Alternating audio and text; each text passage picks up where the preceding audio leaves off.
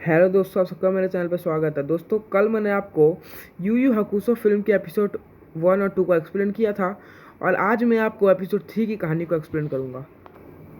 तीसरे एपिसोड के स्टार्ट होते ही हम यूसिको को देख पाते हैं जो कोइनमा के कहने पर तारुकाने के मेंशन में जाता है, क्योंकि उसे ऐसा लग रहा था कि हे तारुकाने के मेंशन में ही आएगा और यही यूसुके हे से लड़ सकता है।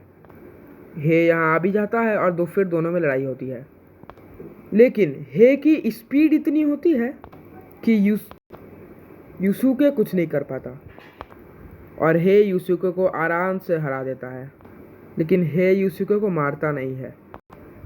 फिर तारुकाने योकिना के साथ हेलीकॉप्टर से चला जाता है और साक्यो के पास पहुंच जाता है।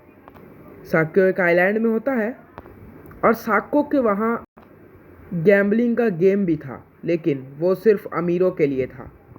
ये एक फाइट गेम होता है और वो एक तरह से गैम्बल था। यहाँ सीन चेंज होता है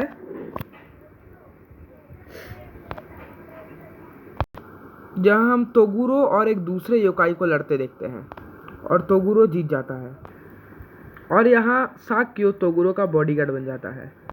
फिर इन्हें ये पता चलता है कि युकिना पिंजरे से भाग गई है।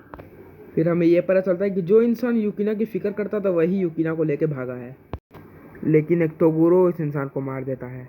फिर युकिना रोने लगती है और वहीं दूसरी ओर बहुत सारे टीयर्स ऑफ आई निकलते हैं। तारुकाने इस टीयर ऑफ आई को देख के बहुत ही खुश होता है।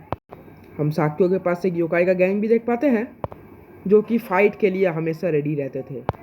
वैसे तो वो दिखने में बहुत ही छोटा था, लेकिन ये बहुत पावरफुल था और ये एक तोगुरो था। यहाँ ये अपने किसी भी बॉडी पार्ट लंबा कर सकते थे। इसके बाद हम भूटान को देख पाते हैं जो कि यूसुको को किसी लेडी के पास जाने के लिए कहती है जिसका नाम गेंकाई था, क्योंकि यूसुको को ट्रेनिंग की ज़रूरत थी और गेंकाई उसकी मदद कर सकती थी, जहाँ वो स्पिरिट एनर्जी कंट्रोल करना सिखाएगी। कुवाबारा और यूसुके ट्रेनिंग के लिए उस ओल्ड लेडी के पास जाते हैं।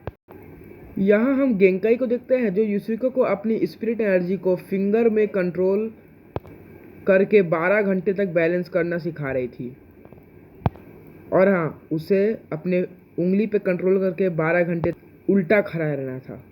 इतना ही नहीं, वो कुवाबारा को लकड़ियों के सहारे एक पत्थर तोड़ने के लिए भी कहती है।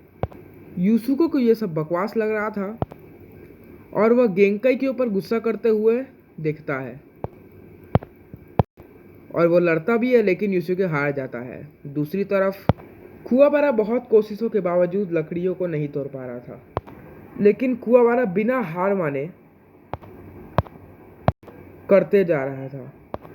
नेक्स्ट सीन में हम कुरामा और हे को देखते हैं और हे युकिना को बचाना चाहता था। कुरामा कहता है कि मैं युकिना को ढूंढूंगा। फिर हम साक्यो को देखते हैं जो उस बड़े से सिंक के अंदर वर्म होल शायद क्रिएट कर रहा था जिससे डीमन वर्ल्ड का रास्ता खुल जाए और सारे डीमंस ह्यूमन वर्ल्ड में आ सके। लेकिन ये वर्म होल अभी तक कंप्लीट नहीं हुआ था और इसे कंप्लीट करने के लिए और ज़्यादा पैसे की ज़रूरत थी। हम यहाँ तोगुरो को ये कहते हुए देख पाते हैं कि यहाँ हम यूसुके को देखते हैं जो कि ट्रेनिंग ठीक से नहीं कर पा रहा था, लेकिन कुवाबारा अभी भी पत्थरों को तोड़ने का काम में लगा हुआ था। इसके बाद कुवाबारा अपना स्पिरिट सोर्ड एक्टिवेट कर लेता है और आखिरकार वो पत्थरों को 2 टुकड़ों में तोड़ देता है।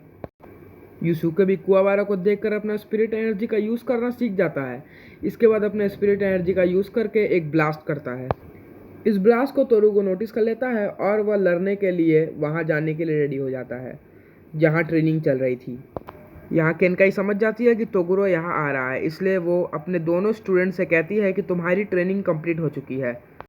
जाने से पहले केंकाई अपना स्पिरिट वेव दे देती है जो कि बहुत ताकतवर होता है।